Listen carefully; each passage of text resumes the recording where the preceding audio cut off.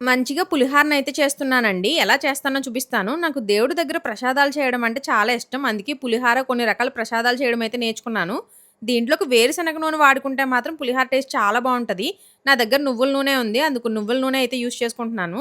ముందుగా పల్లీలైతే వేయించుకోండి. అవి కొద్దిగా వేగిన తర్వాత శనగపప్పును కూడా వేసి వేయించుకోండి. ఈ 2 ఆల్మోస్ట్ వేగిపోతున్నాయి అన్నప్పుడు జీడిపప్పును కూడా వేసుకోండి. జీడిపప్పును మరీ ఎక్కువగా వేయించేయొద్దు. సమానంగా వేయించండి. ఎందుకంటే మిగిలిన వాటితో సహా వేగుతాయి కాబట్టి.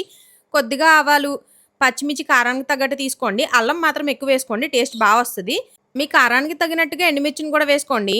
వీటన్నిటిని మీడియం ఫ్లేమ్‌లో పెట్టి బాగా మంచిగా వేయించుకోండి. మంచి స్మెల్ వస్తది. ఆ టైంలో మనకి కరివేపాకును కూడా వేసేసుకోండి.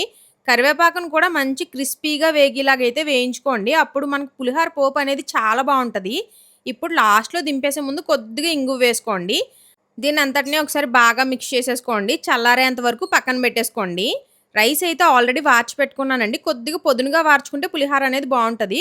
పసుపయితే వేసుకోవాలి. నేను ఆయిల్‌లో వేసుకోను. రైస్‌లోనే వేసుకుంటాను. అలాగే వేయించి పెట్టుకున్న పోపు అంతటిని కూడా తీసేసుకుంటున్నాను. ఆయిల్ సమానంగానే వేసుకుంటానండి సరిపోతుంది. ఎందుకంటే రైస్ అనేది పొదునుగానే వార్చుకున్నాను కాబట్టి. ఇక దీంట్లోకి సరిపడా ఉప్పునైతే తీసుకోవాలండి. ఉప్పు అనేది మీరు కలుపుకున్నాక కూడా చూసుకొని వేసుకోండి ఎక్స్‌ట్రా పడితే. ముందుగా ఇవన్నీ కూడా రైస్‌లో బాగా మిక్స్ అవ్వాలి. బాగా కలుపుకోండి. రైస్‌నైతే ముందే వార్చేసి కంప్లీట్‌గా చల్లారనిచ్చాకనే కలుపుకోండి. అప్పుడు బాగా వస్తది పులిహార.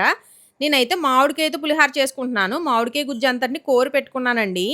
సమానంగా పులుపున్న కాయ అయితేనే పులిహార టేస్ట్ చాలా బావుంటదండి. నాకు అలాగే నచ్చుతుంది. పులుపు ఎక్కువ కావాలి అనుకునే వాళ్ళు ఎలాగైనా చేసుకోవచ్చు. ఇప్పుడు మామిడికాయ గుజ్జు అంతటిని కూడా రైస్‌లో మిక్స్ అయ్యేలాగా బాగా కలిపేసుకోండి. మీకు లాస్ట్‌లో ఉప్పు చూసుకునేటప్పుడు ఉప్పు ఏమన్నా ఎక్స్‌ట్రా పడితే గనుక కొద్దిగా వేసుకోవచ్చు. చూసారు కదా ఎంత పొడి పొడిలాడుతూ బా వచ్చిందో. సో, ఫస్ట్ ముద్దయితే మీకే చూపిస్తున్నాను. నాకైతే నోట్లో నీళ్లు ఊరిపోతున్నాయి. ఎందుకంటే పులిహార అంటే నాకు చాలా ఇష్టం. నేను చేసే పులిహార అంటే అమ్మకి చాలా ఇష్టమండి. టేస్ట్ అయితే చూస్తున్నాను. చాలా బా వచ్చింది.